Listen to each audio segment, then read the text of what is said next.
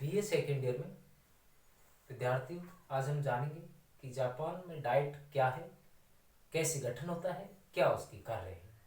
तो बहुत अच्छा प्रश्न यहाँ विद्यार्थियों बनता है, जापान में डाइट क्या है, कैसे इसका गठन होता है, कार्य क्या है। प्रश्न आता है, डाइट का गठन करते हुए इसके कार्य व शक्तियों की विवेचना कीजिए। तो डाइट, ये डाइट संसद का नाम है। पहली चीज तो यह है कि ये डाइट किसका नाम है, संसद का नाम है। जैसे अपने भारत में संसद है, पार्लियामेंट है, ऐसे यहाँ भी एक संसद है और उसका नाम डाइट है। अमेरिका में आपने जब संविधान पढ़ा अमेरिका का, तो वहां आपने देखा कि संसद को कांग्रेस कहते हैं, इंग्लैंड में पार्लियामेंट कहते हैं, स्विट्जरलैंड में संघीय सभा कहते हैं। आज हम जब जापान का संविधान पढ़ रहे हैं तो इसका मतलब यह है कि यहाँ डाइट का मतलब क्या हुआ, संसद हुआ। तो ये संसद विधानमंडल है, जनता का एक तरीका से इसमें एक सदन होता है, एक राज्य का होता है। वही भारत की तरह है, जैसे यहाँ लोकसभा है, राज्यसभा है, ऐसे ही वहाँ डाइट है। संविधान का जो चौथा अध्याय है उसमें अनुच्छेद आपके 41 से लेकर के 64 तक इस डाइट का वर्णन है। कैसे डाइट बनेगी, कौन से इसके कार्य होंगे, क्या अधिवेशन होंगे, कितनी कार्य क्षमता होगी, ये सारी बातें यहाँ अध्याय 4 में लिखी हुई है। तो विद्यार्थियों जानते हैं कि डाइट के दो सदन हैं, एक प्रतिनिधि सभा और दूसरा है सभासद सदन। जैसे अपने भारत में है लोकसभा है, दूसरा राज्यसभा है, ऐसे वहां पहला सदन और निम्न सदन का नाम तो क्या है, पहले और निम्न सदन का नाम है प्रतिनिधि सभा, रिप्रेजेंटेटिव काउंसिल है, और दूसरे सदन का नाम है सभासद सदन या उसको पार्षद सदन भी कहते हैं। तो आज हम इस पहले सदन की चर्चा करते हैं। पहले सदन कैसे बनता है, क्या कार्य, इसकी योग्यता वगैरह क्या है। तो पहले सदन में है आपकी सदस्य संख्या की बात करते हैं तो इसमें 486 सदस्य होते हैं। कितने होते हैं विद्यार्थियों, 486 होते हैं। भारत में यदि हम ये बात करें तो लोकसभा में आपको पता है लोकसभा की जो वर्तमान सदस्य संख्या है वो 545 है।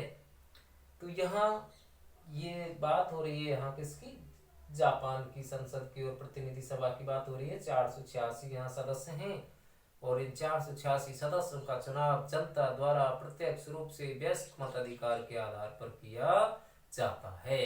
वैसे ही जैसे भारत में लोकसभा का चुनाव होता है वैसे इसका भी चुनाव जनता द्वारा होता है। बस बात दूसरी बात करें कार्यकाल की, तो इसका कार्यकाल है 4 वर्ष का। अपने भारत में इसका 5 वर्ष का कार्यकाल है, यहाँ 4 वर्ष का कार्यकाल है। 4 वर्ष के लिए सदस्य चुने जाते हैं। प्रतिनिधि सभा 4 वर्ष के लिए होती है, लेकिन जैसे कि ये अस्थायी है, इसका कभी भी विघटन हो सकता है।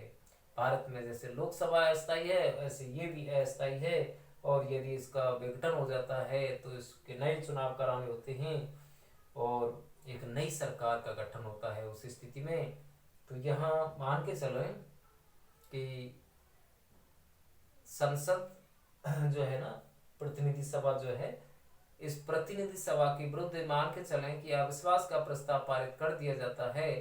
यदि प्रतिनिधि सभा अपने मंत्रिमंडल प्रधानमंत्री के खिलाफ अविश्वास का प्रस्ताव पारित कर देती है तो पूरी प्रतिनिधि सभा को त्याग पत्र देना पड़ता है, हटना पड़ता है। जैसे ठीक वैसे ही जैसे भारत में यदि लोकसभा प्रधानमंत्री या मंत्रिमंडल के खिलाफ अविश्वास का प्रस्ताव पारित कर देगी तो उसको हटना होगा, नए चुनाव कराते हैं। यही स्थिति हमारी।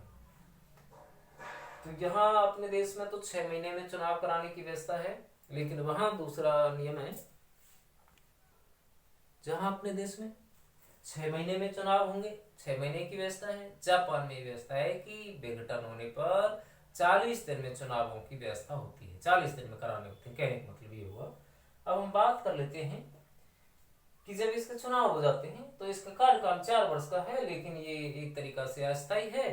अब इसकी बैठक यानी अधिवेशन कब होते हैं, कैसे कैसे होते हैं, ये भी जानना जरूरी है।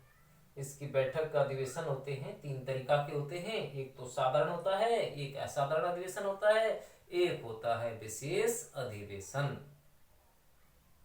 तो ये विशेष अधिवेशन क्या है ये भी जानना है, साधारण अधिवेशन क्या है ये भी जानना है। तो साधारण अधिवेशन क्या होता है कि ये व्यवस्था है कि साधारण अधिवेशन होगा, और कब होगा, ये होता है 1 से लेकर के 10 दिसंबर तक। इसकी कोई भी तिथि तय कर देते हैं कि इस तिथि से ये शुरू हो जाएगा और ये 1.5 दिन तक चलता रहता है। कितने दिन तक चलता है? 1.5 दिन तक चलता रहता है। तो 1 साल में यह अधिवेशन होता है, दिसंबर के महीने में शुरू होता है। 1 से 10 दिसंबर कोई भी तिथि में ये शुरू हो सकता है और ये 1.5 दिन तक चलता है। इस साधारण अधिवेशन के अंतर्गत ही बीच में ही अंतराल में, मतलब अंतर्गत का मतलब है बीच में ही, इसके अंतराल में कहीं भी क्या है कि असाधारण अधिवेशन होता है, असाधारण अधिवेशन किया जाता है। और असाधारण अधिवेशन जो होता है उसकी मांग यदि 4 सदस्य या अधिक सदस्य करते हैं, मंत्रिमंडल के 4 सदस्य या कोई ज्यादा सदस्य करते हैं, तो इस अधिक जो असाधारण अधिवेशन है इसको बुलाया जाता है। अब बात करते हैं विशेष अधिवेशन की। और ये विशेष अधिवेशन कब होता है? उस स्थिति में होता है जब मंत्रिमंडल के खिलाफ एक तरीका से अविश्वास का प्रस्ताव पारित कर दिया जाता है और प्रतिनिधि सभा जो है वो भंग हो जाती है। और इस स्थिति में, भंग होने की स्थिति में क्या है कि नए चुनाव कराने होते हैं और नए चुनाव 40 दिन के भीतर होते हैं। तो 40 दिन के बाद जब चुनाव हो जाएंगे तो उसका एक क्या है कि विशेष अधिवेशन होगा 30 दिन में। चुनावों के बाद जो प्रतिनिधि सभा बनेगी सरकार के लिए, 30 दिन में क्या होता है, प्रधानमंत्री अपना मंत्रिमंडल बना सके, सरकार बना सके, इसके लिए 30 दिन के भीतर भीतर क्या होता है, विशेष अधिवेशन होता है। कहने का मतलब क्या हुआ, एक तरीका से जब सरकार विघटित हो जाती है, नए चुनाव हो जाते हैं, नए चुनाव की व्यवस्था 40 दिन में करनी होती है। जब चुनाव हो गए नए तो क्या होता है, नई सरकार बनानी होती है। 30 दिन का समय है, 30 दिन में सरकार बनानी होती है। इसके लिए विशेष अधिवेशन बुलाया जाना होता है और उस विशेष अधिवेशन में ही प्रधानमंत्री और मंत्रिमंडल का चयन किया जाता है। यानी प्रधानमंत्री बनता है, मंत्रिमंडल बनता है।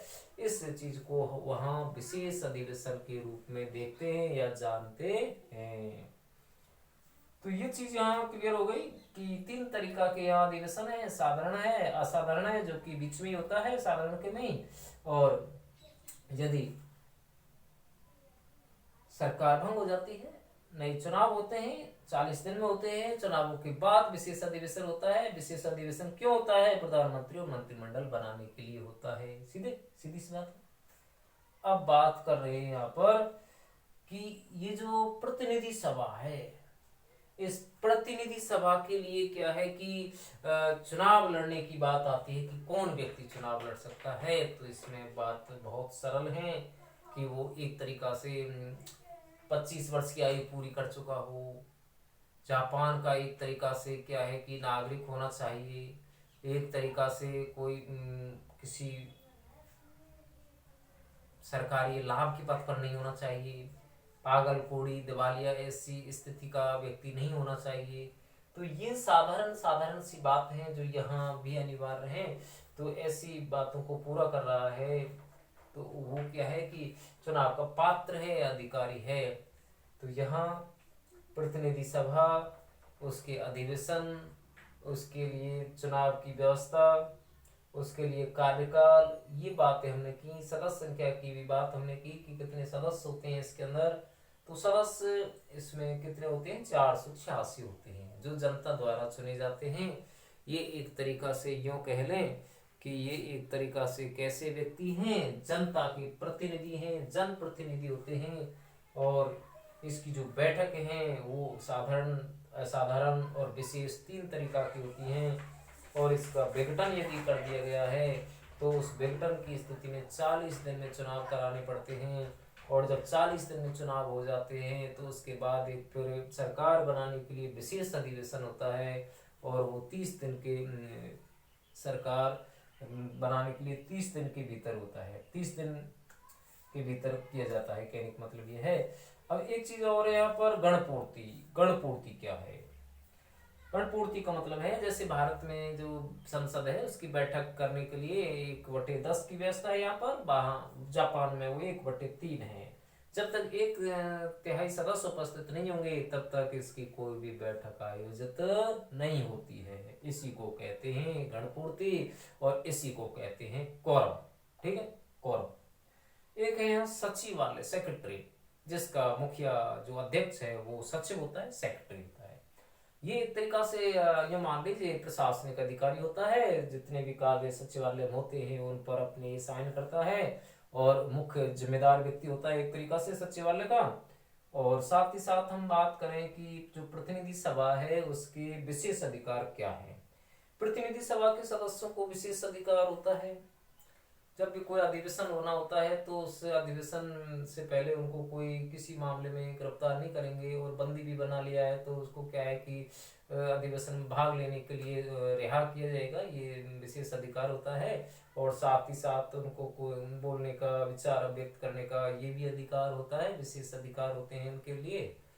तो जैसे भारत में विशेष अधिकार हैं, ऐसे वहां भी विशेष अधिकार सदस्यों को दिए गए हैं।